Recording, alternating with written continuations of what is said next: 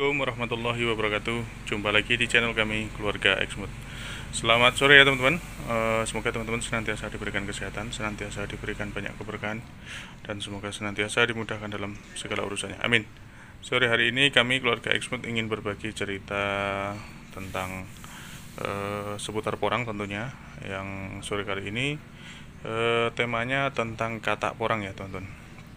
Jadi alhamdulillah sore hari ini tadi kami keluarga Exmut dapat ini hasil panenan katak porang hari ini tadi yang sudah terkumpul beberapa hari, dan alhamdulillah kondisinya seperti ini teman-teman.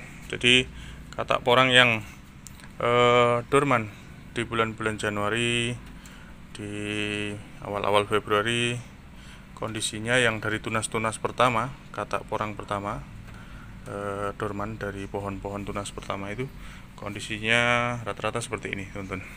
Jadi ada yang ukuran kataknya medium, kemudian ada yang jumbo seperti ini. Ini biasanya dari bagian tengah-tengah teman-teman ya, yang dari bagian tengah-tengah gitu. Nah, usahakan untuk katak porang ketika panen itu jangan buru-buru langsung dipetik ya teman-teman. Mungkin sebagian teman-teman yang daerahnya agak rawan pencurian maksudnya ya, itu biasanya kan kadang takut diambil orang gitu, kadang masih kondisi basah dipetik dari pohonnya. Jangan, biarkan saja.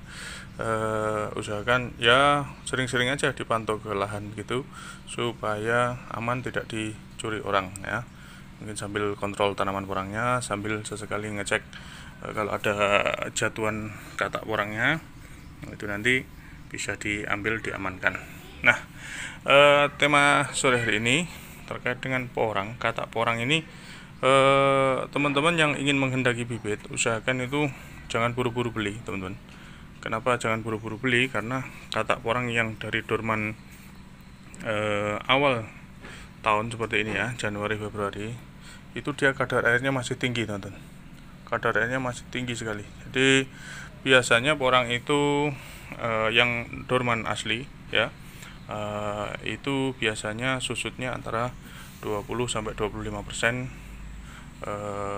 sampai masa tanam tiba. Jadi misalnya kita punya katak 100 kilo, itu kalau kita simpen gitu biasa susutnya sampai tinggal 75 kilo. Kadang kalau yang kecampuran kualitasnya dormannya 90%, 80% itu susutnya lebih banyak, atau yang rusak gitu, itu biasanya sampai tinggal 70 kilo.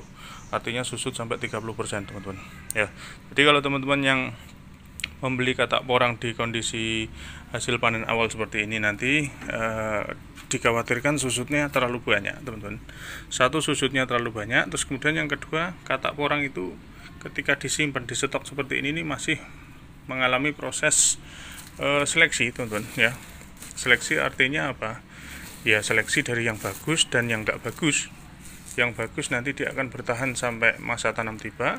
Nah, kalau yang enggak bagus itu nanti dia akan kempes, biasanya kempes, busuk, karena memang dia kualitasnya enggak sempurna kan begitu.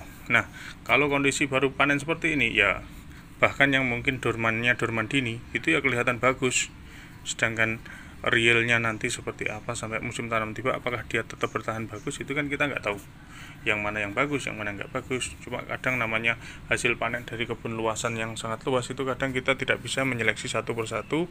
Bisanya ya kita menunggu sampai musim karantina selesai ya. Jadi biasanya katak-katak porang seperti ini yang kita karantina ini nanti kurang lebih memasuki musim kemarau nanti di bulan Agustus, Juli, Agustus, September itu biasanya sudah sempurna. Artinya yang benar-benar dia tidak lolos karantina, dia akan busuk, dia akan terbuang.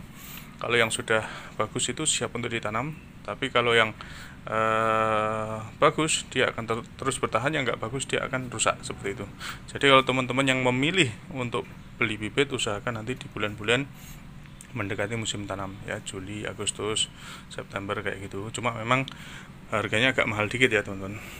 Tapi harga yang mahal itu biasanya terbayar oleh kualitas yang perfect, yang sempurna, sehingga ketika ditanam memang benar-benar dari katak porang yang sudah terseleksi secara maksimal, baik itu seleksi manual oleh kita manusia maupun seleksi oleh alam. Alam di sini artinya ya yang nggak bagus dia akan busuk, yang bagus dia akan bertahan seperti itu. Jadi teman-teman usahakan bersabar, jangan terbawa nafsu, jangan terburu-buru untuk membeli katak porang di musim-musim awal. Biasanya kayak gini, maaf, di awal-awal musim panen seperti ini, bulan Februari atau akhir Januari Februari gitu, biasanya harga memang agak murah ya teman-teman. Kenapa agak murah?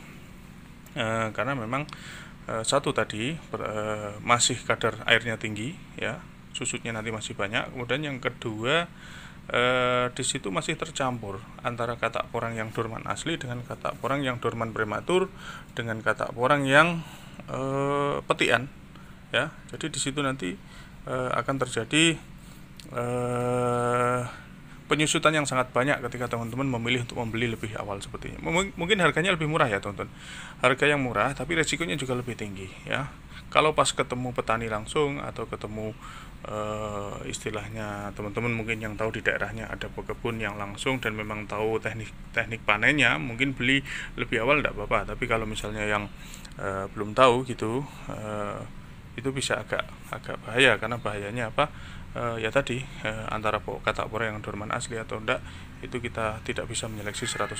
Bahkan petani sendiri pun yang mereka notabene misalnya dekat dengan daerah kita dan kita tahu bahwa itu memang dorman asli atau tidak dorman asli, itu pun masih banyak potensi untuk kualitasnya kurang bagus. Kurang bagusnya dari sisi apa? Misalnya ketika mereka memanen gitu, kadang yang nggak kelihatan keinjek, kita akhirnya keinjek diambil lagi.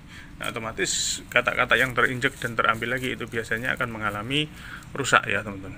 Seperti itu bahkan yang dorman asli. Jadi makanya kalau teman-teman yang ingin memilih beli katak porang, silahkan beli katak porang di posisi nanti ketika memang sudah tanaman porang itu siap untuk ditanam lagi di musim ini. Kemudian katak-katak porang yang sudah benar-benar lolos dari proses karantina, sehingga itu mengurangi resiko teman-teman untuk mengalami kegagalan. Jadi gagal porang itu tidak hanya digagal proses budidaya ya teman-teman, gagal dalam pembelian bibit pun itu bisa mengakibatkan kita sudah kalah di awal dulu. Artinya ibarat orang perang itu kalah sebelum maju perang karena kita salah pembelian bibit.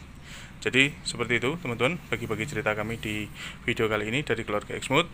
Semoga video yang kami bagikan ini bisa memberikan manfaat. Mohon maaf barangkali ada salah cara penyampaian kami atau mungkin ada yang kurang pas, dan mungkin ada beberapa teman-teman atau ya pihak-pihak yang mungkin kurang berkenan dengan cara kami menyampaikan terkait dengan katak porang ini dan teknik masalah pembelian dan yang lain sebagainya. Mohon maaf. Insya Allah niatan kami hanya untuk berbagi pengalaman dan berbagi cerita terkait dengan apa yang sudah pernah kami alami dan kami lakukan di beberapa musim-musim yang pernah kami lewati. Oke ya teman-teman, terima kasih atas semuanya.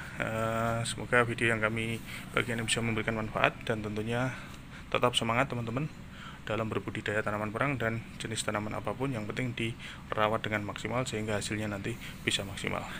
Oke, terima kasih atas semuanya. Terima kasih sudah senantiasa bersedia bergabung bersama kami. Salam sukses dan sehat selalu dari kami, keluarga Exmut. Wassalamualaikum warahmatullahi wabarakatuh.